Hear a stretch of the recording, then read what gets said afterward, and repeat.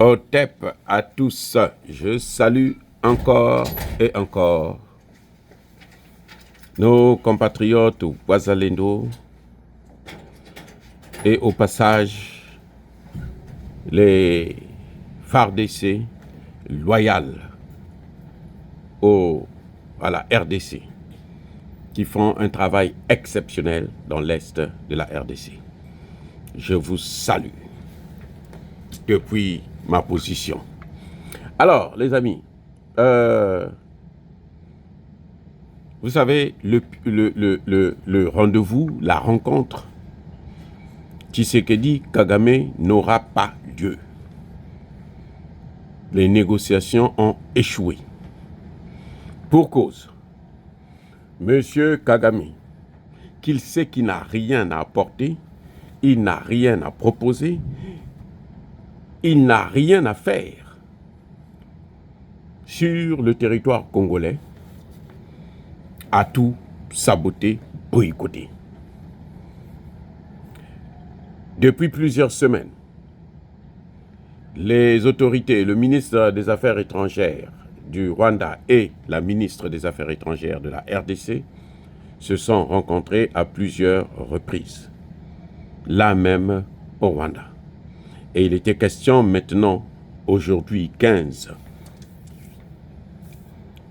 décembre 2024, de finaliser ces négociations par la signature des deux chefs d'État, ou plutôt du président de la République de la RDC et du bourreau du Rwanda, le criminel, le génocidaire rwandais, M. Paul Kagame. Donc c'était en gros aujourd'hui que M. Paul Kagame devrait signer la fin de son agression vis-à-vis de la RDC, ce qui devrait se caractériser par le retrait immédiat et sans condition des troupes rwandaises qui agressent la RDC et qui, malheureusement, je dis bien malheureusement, en ce net moment, sont en train de mordre la poussière sur un territoire étranger. Monsieur Kagame, comme vous le savez, qui a toujours été le pilier de la mauvaise politique de l'axe du mal de la région des Grands Lacs et même de l'Afrique centrale, soutenu par l'OTAN, par l'Union européenne et l'Angleterre, financé par les mêmes qui, les maîtres de l'esclavage et de la colonisation, n'avaient pas d'autre choix aujourd'hui, en fin de compte, que de retirer ses troupes. Que va-t-il faire? Il va trouver encore une échappatoire. Il va venir avec l'idée selon laquelle, si nous, pour signer, lui, il ne peut signer ces accords que si Tshisekedi accepte de négocier avec le M23. Or, le M23, c'est Paul Kagame. Oui, c'est-à-dire que c'est Paul Kagame qui se cache derrière un petit groupe des Congolais, un tout petit groupe des Congolais, les minables, les extrémistes, les criminels.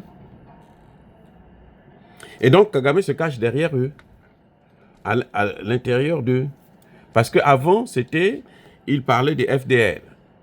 FDL, je ne sais pas quoi, là, c'est les Hutus qui avaient fui après le génocide en 1994.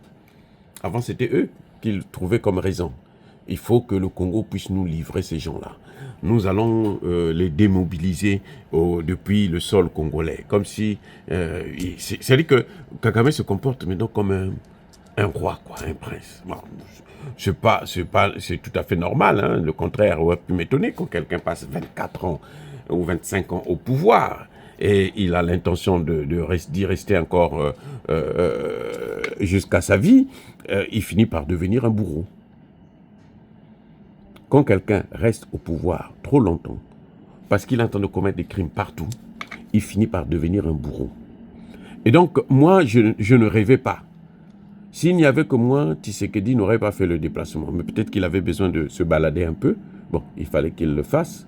Mais en tout cas, il n'avait pas besoin de ce déplacement parce que déjà, cette rencontre, c'est une imposition comment vous appelez ça, de Joe Biden. Il était là, c'était pour ça, hein, pour contraindre.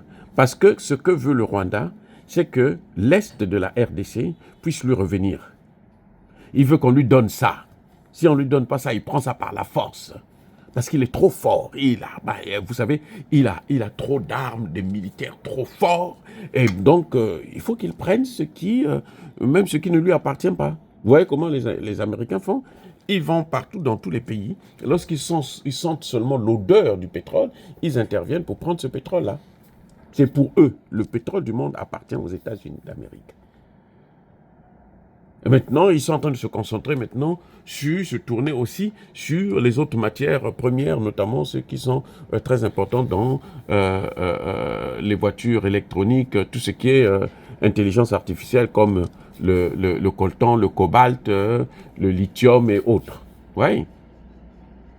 Donc, Kagame se passe pour le fils de l'Amérique pour faire exactement ce que les Américains font en Afrique.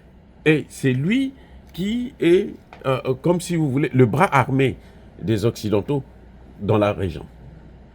Donc, à lui seul, là, vous voyez, un petit pays qui a à peine 25 000 km², hein, environ, 21 000 même, hein, et qui envahit, qui veut occuper un éléphant,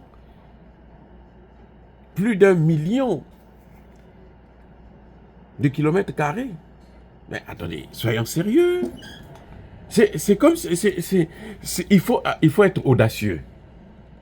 Et jusque-là, le problème, c'est qu'il a toujours eu la chance d'avoir des présidents corrompus, hein, avec un peu d'intelligence. C'est pour ça qu'il continue à danser comme ça sur la tête des gens. Mais sur les têtes plutôt des gens. Vous savez, le jour que le Congo aura un Patrice Lumumba qui a affronté l'Occident et qui a donné sa vie pour ça, croyez-moi, Kagame ne fera plus ce qu'il est en train de faire là. Le jour que Tshisekedi va se réveiller, va enlever cette cécité qu'il a, hein, à ne pas voir la géopolitique réelle, le jour qu'il va prendre vraiment ses responsabilités en donnant à l'armée congolaise les moyens de neutraliser Kagame, cette guerre ne va pas durer une semaine de plus. Parce qu'on a vu, avec la guerre en Ukraine, le nombre joue de beaucoup. Même si vous avez les armes. L'Ukraine avait les armes de tout l'Occident. 32 pays. Mais où sont-ils? Ils ont tout perdu. Vous voyez? Donc, j'espère que Tshisekedi apprendra la leçon. Au lieu de dépenser l'argent du contribuable pour aller se balader à Luanda, comme on sait que l'Angola aussi est devenu une chasse gardée des Américains, l'Angola ne pense que américain, l'Angola ne respire que américain, eh bien, ça servait à rien ce voyage. Et à la dernière minute, les deux délégations étaient là. Kagame est arrivé. Tshisekedi est arrivé. Leur premier ministre, leur ministre des Affaires étrangères était là depuis quelques jours. Et voilà, qu'à la dernière minute, Kagame dit, il faut qu'il signe des accords, qu'il accepte de négocier avec des terreaux. Sinon, moi, je ne signe pas. Et voilà, tout s'est arrêté. Et il savait que quand il va soulever ce point, Tshisekedi ne l'acceptera pas parce que Tshisekedi l'a toujours dit. Je peux négocier avec Paul Kagame parce que Paul Kagame est rentré dans mon territoire pour agresser mon peuple et tuer 18 millions de personnes. Il faut toujours le rappeler. 18 millions de personnes. Maintenant, je peux négocier avec lui pour qu'il retire ses troupes. Mais, les autres là, je ne négocie pas avec eux. Et voilà là où se trouve le problème.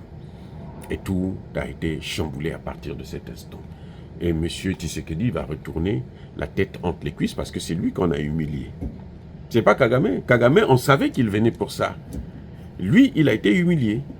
Il s'est donné donc une raison pour continuer à faire la guerre. Mais le problème qu'il oublie, c'est que maintenant, en ce net moment, il est en train de perdre tellement des hommes. Je vous ai dit, le chef des opérations dans la sous-région a été envoyé en enfer il y a 2 ou 3 jours. Donc, les choses ne s'arrangent pas pour lui. Et j'espère que les Congolais ne vont plus reculer, continuer de l'avant. Soyez bénis, abondamment bénis par le Dieu des Kémites et par nos ancêtres angélisés, mais que tous ceux qui persécutent le continent africain le pillent et le déstabilisent, qu'ils soient noirs, blancs, chinois, arabes, juifs, indiens, qui qu'ils soient punis, maudits, foudroyés, neutralisés, écrasés, effacés par le Dieu des Kémites et par nos ancêtres angélisés. Vive l'Afrique éternelle, j'ai dit et j'assume.